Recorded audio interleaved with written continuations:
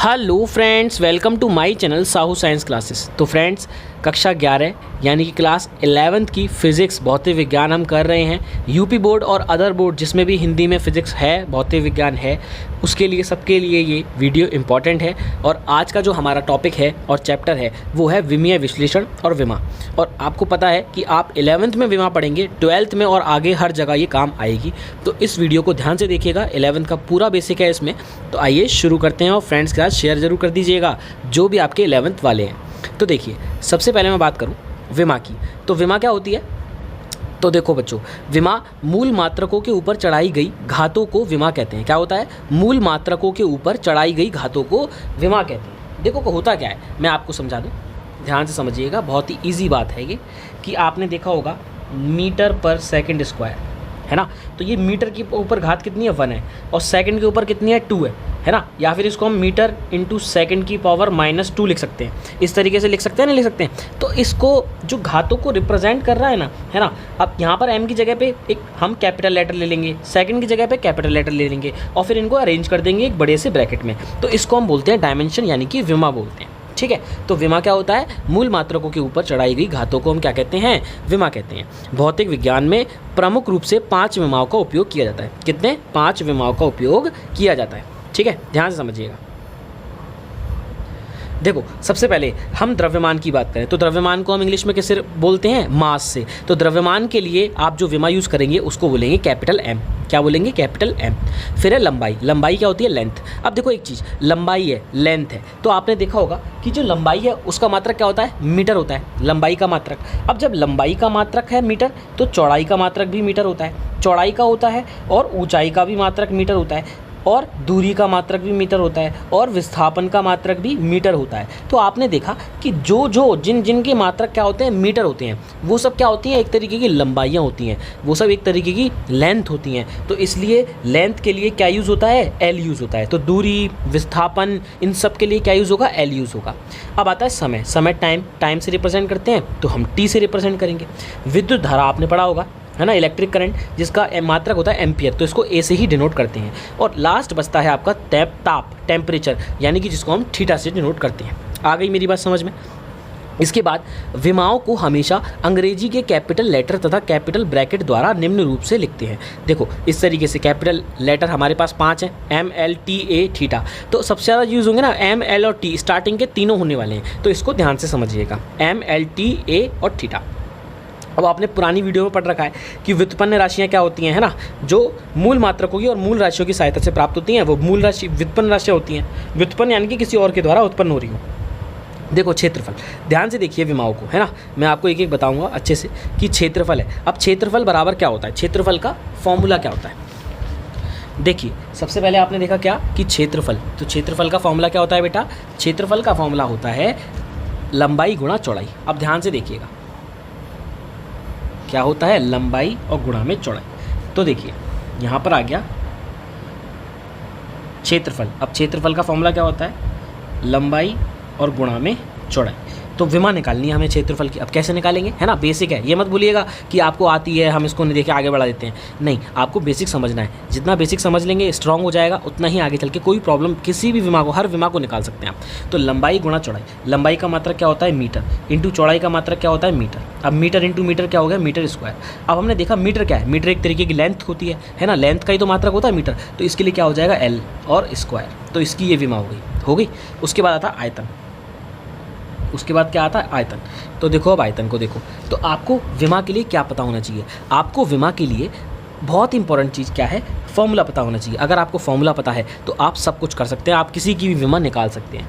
आयतन बराबर क्या होता है? देखो, आयतन बराबर होता है लंबाई।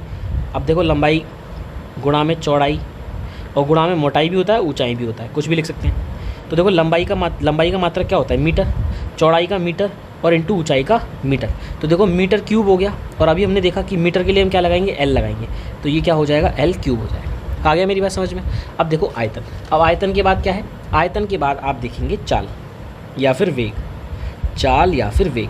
देखो, चाल और वेग इन दोनों के बराबर क्या होता है? देखो, चाल बराबर होता है दूरी बटे समय, और वेग बराबर होता है विस्थापन बटे में समय। उसके बारे में हम आगे चर्चा करेंगे कि क्या क्या कैसे कैसे होता है, लेकिन दोनों बराबर ही हैं, क्योंकि दूरी और विस्थापन अगर उनका मात्रक देखें सेम होता है, तो चाहे दूरी बटे समय लिख लो, चाहे विस्थापन बटे समय लिख लो, बात एक ही है।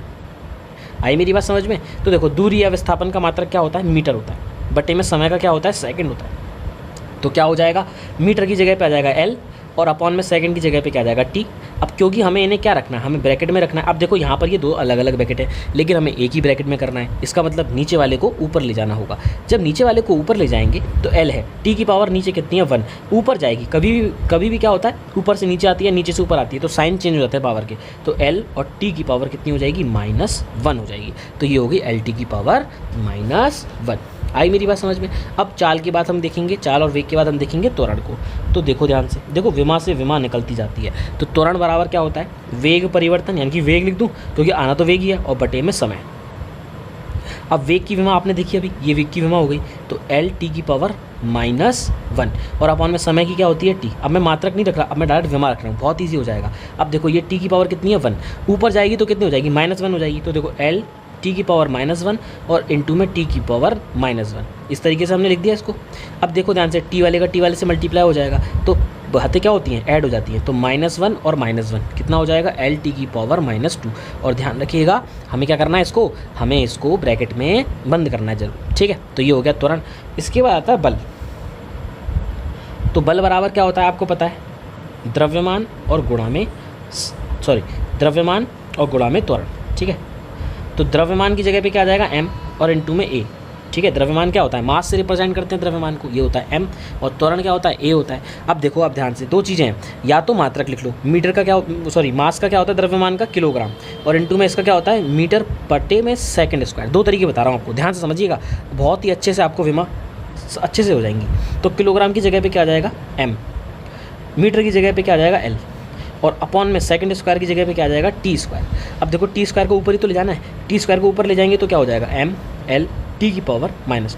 तो इस तरीके से आप कभी भी नहीं भूलेंगे अगर आपको मात्रक और फॉर्मूला याद है, ठीक है? एक तो ये तरीका हो गया। दूसरा तरीका क्या है? दूसरा तरीका ये है कि m की विमा रख दो। m की विमा क्या होगी? m, और a की विमा क्या होती है? l टी की पावर -2। अभी ऊपर निकाली हमने, देखो आ गया, दोनों को एक साथ रख दो, m l टी की पावर -2। इस तरीके से आपने बल बराबर द्रव्यमान गुणा त्वरण करके आपने फॉर्मूला रख दिया और आपकी विमा भी निकल के आ गई। इसके बाद आता है कार्य। अब कार्य की विमा क्या होती है? तो कार्य बराबर होता है बल और गुणा में विस्थापन। क्या होता है? बल और गुणा में विस्थापन होता है। तो देखो कार्य बराबर होता है बल गुणा में विस्थापन। तो देखो बल की जगह पे क्या आ जाएगा? देखो बल की जगह देखो यार मात्रा रख दो, है ना, या फिर विमा रख दो। देखो दोनों तरीके बता देता हूँ, पहले विमा रख के बताता हूँ। देखो बल की विमा डायरेक्ट रख दो, m l टी की पावर -2। विस्थापन की रख दो l, क्योंकि विस्थापन दूरी होती है एक तरीके की।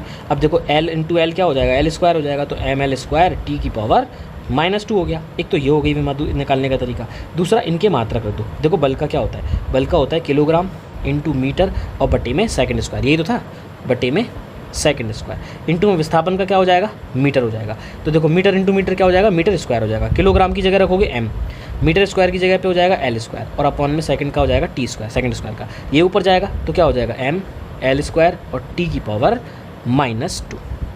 आया समझ में? कितना आसान है। अगर फॉर्मूला आपको पता है, मात्रक आपको पता है, तो आप किसी भी विमा को आसानी से निकाल सकते हैं। तो देखा, इस तरीके से हमने विमा वाला चैप्टर करा। उसके बाद हम बहुत सारी चीज़ों को जानेंगे, क्योंकि चैप्टर बहुत इंपॉर्टेंट है, बहुत ही अच्छा है, बहुत ही ईजी है, ठीक है? हम क्या कर सकते हैं विमा से? हम क्या कर सकते हैं विमा से? हम फॉर्मूला ड्राइव कर सकते हैं, हम समीकरण सत्यता की जांच कर सकते हैं, है ना, और हम क्या कर सकते हैं? और हम कांस्टेंटों की वैल्यू निकाल सकते हैं, ठीक है? तो इस तरीके से MKS to CGS, 1 joule to क्या कहते हैं अर्ग कर सकते हैं, और 1 न्यूटन टू डाइन कर सकते हैं, ना, MKS टू CGS में ये सब करने वाले हैं, ठीक है? तो चैनल पर बने रहिएगा, चैनल को सब्सक्राइब कीजिएगा और बेल आइकन को दबाइएगा। मिलते हैं बहुत जल्द नेक्स्ट वीडियो में। Good bye guys.